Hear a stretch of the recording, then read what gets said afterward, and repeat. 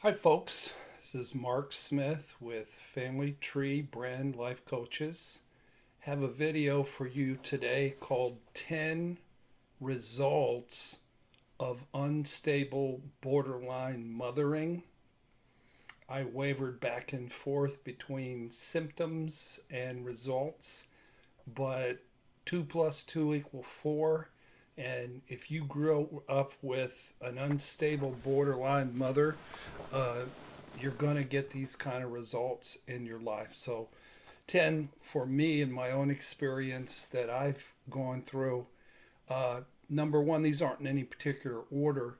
Number one, uh, you're going to be wired to attract and fall in love with people who are really mean, really crazy, and who abandon. In other words, you're going to be attracted either to a narcissist or to a borderline.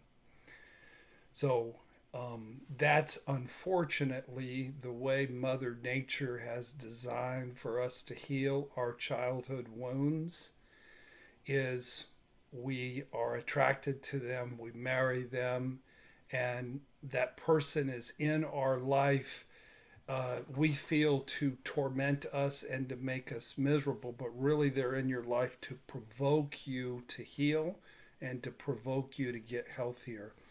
The second thing is you're going to feel a compulsive need to rescue any person romantically or non romantically that is put together psychologically like your borderline mother. So, as a therapist, it could be a need to rescue borderline clients. As a man dating, it could be that wanting to be the white knight in shining armor who steps in and fixes and heals everything. And I've worked with so many women through the years who become the good mother to the broken little boy who turns out to be narcissistic. The third thing is you're going to feel shame when you have healthy impulses to take care of yourself and to set boundaries. And when you have a sense of healthy entitlement, it's not going to feel healthy to you. You're going to feel shame and guilt. Number four, you're going to become a codependent. If you're a male, Robert Glover's book calls it Mr. Nice Guy, and his book is called No More Mr. Nice Guy. Basically, you're going to have a high tolerance for being shamed, for being belittled, and for being verbally abused, if not physically abused. I've worked with so many people through the years. It's like they're in a cult group, and the cluster B person is the cult leader, and it's a one person cult group, and the codependent or the Mr. Nice Guy is the cult follower. And it's like they're brainwashed. I think you guys out there who've been through this and women know what I'm talking about. And people around you, when they see the verbal abuse and the belittling and the shaming, they just sort of look at you like, why are you still here?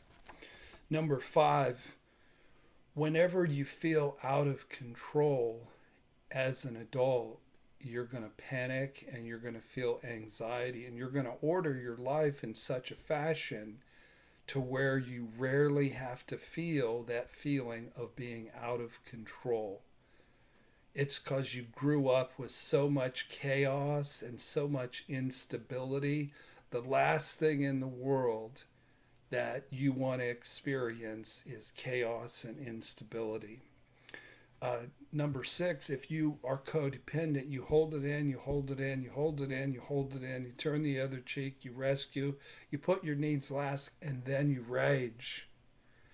And what is the critical borderline or narcissistic partner going to focus on is they're going to turn it around. You're the rager.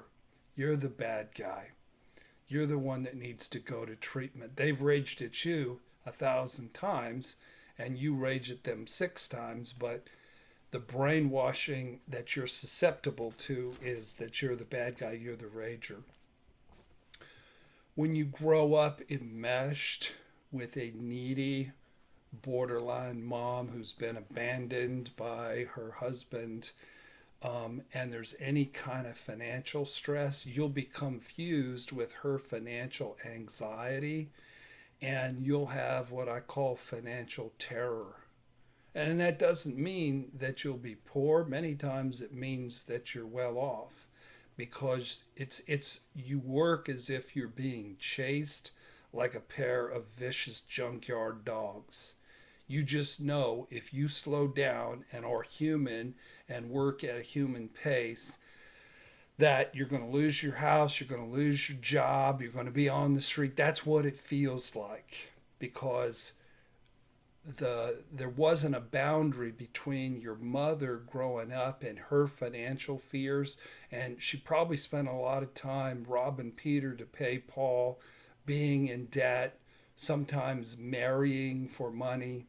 And that anxiety and that poverty that you experienced, it drives you to be a workaholic, because at your core there's just a whole lot of brainwashing that says you have to make a lot of money to make up for the lack that you experienced growing up.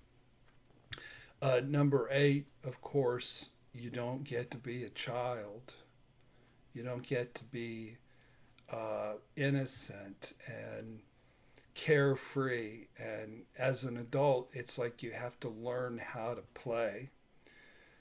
Number 9 is you will develop a lot of ways to medicate your pain, whether it be alcohol or drugs or food or computers or sex. My main addiction from 17 to 30 actually was religion. I turned something that was healthy and good into a medicator and something that I could get high on. And the 10th result from growing up with an unstable borderline mother is you're going to have a startled response. Living with that kind of a mother, they can change on a dime, and they can go from being in a good mood to being in a rage like this. So you're going to be an expert walker on eggshells. You're going to be somebody who your mood can shift very quickly, and you're always sort of surveilling the environment to see if something really bad is going to happen, because growing up, everything could be fine, and then it turns into an absolute freaking nightmare. So these are some of the clear and direct results of growing up and being parented by a borderline mother.